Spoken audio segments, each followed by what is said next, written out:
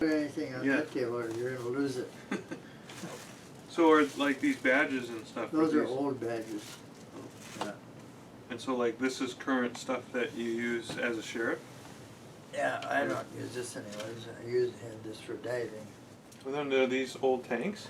Yeah, those are tanks that I used to use, and they gotta go. I gotta get rid of those before I die so that Carol doesn't have to do it. Well, this goes on top of the tank, and this. That's a respirator thing? Yeah, just put this in your mouth.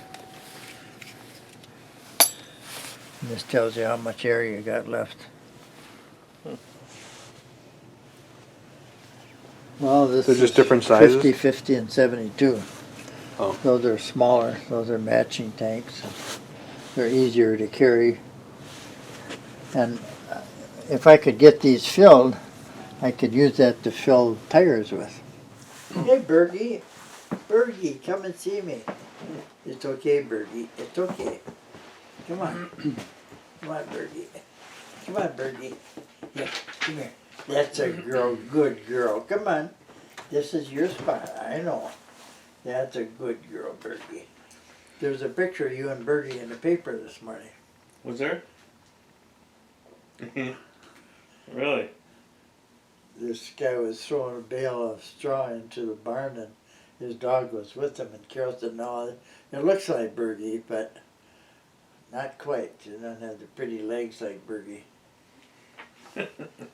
It's an ad for an insurance company. Good Bergie. What kind of house did you grow up in? And what was the neighborhood like? Well, I went out to Montana to see the first house I was in. And by the time I got there to look at it, it was about the size of that barn over there, but not that high. And it was all kind of shrubs and trees growing around it. It was abandoned, and it was just a wreck. But it was a little two-room house where Mother and Dad lived when I was born. What town was that in? In Loring, Montana, 15 miles from Canada. How old were you then? From 0 to 1.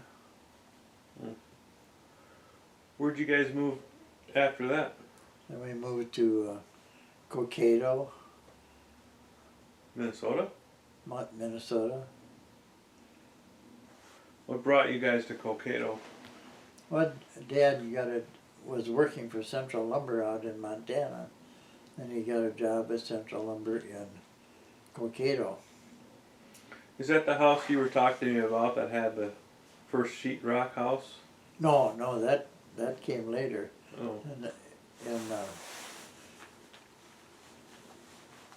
How long were you guys in that house in Cokato? just 3 years, and then we moved to Hutchinson, where Dad had a hardware store for 1 year. And then he left that, in 1938 we moved to Cokato, where we rented a house for 6 months, an old house. But Dad was manager of the lumberyard, and he built a house, the first one with non-stucco walls, dry walls. And that was how the house I really grew up in. How long were you guys there? Oh, from 1938 till I left to Glencoe in 1948, 10 years. Then my parents were there another 5 years. Was that the one that you told me that had your mom would feed the bums?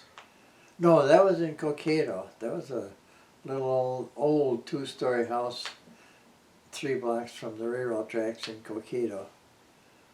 And there were a lot of hobos come in on the train right by the Central Lumberyard, and then they knew where the good food was up at Ella's house. What was your mom's name? Ella. Ella Marie. And she fed them pretty good, nice breakfast. But she stopped when Hobo didn't like the way the eggs were done. She quit. Told him not to come around anymore? Right. She, the word gets around the hobo community, they don't come anymore. Where'd you guys go after that? Well then, from Coqueta we moved to Hutchinson. Excuse me. I'm sorry, you moved to where? We moved to Hutchinson where Dad had a hardware store for Key Hardware for 1 year. Hmm. And he sold that because he got back into Central Lumber in Glencoe. And Glencoe's where I grew up. Started there in 1938 when I was 8 years old. You guys were there for how long? Well, I graduated from high school 10 years later, 48, and then went to college, but still came back home till 52. And I went in the Army and still came back home to see the folks, but virtually left there in 48 when I finished high school. Went to college and military and then working in the bank. But that was a nice home, brand new home. And the three boys lived upstairs. And we had the one room upstairs all to ourselves. It was nice. And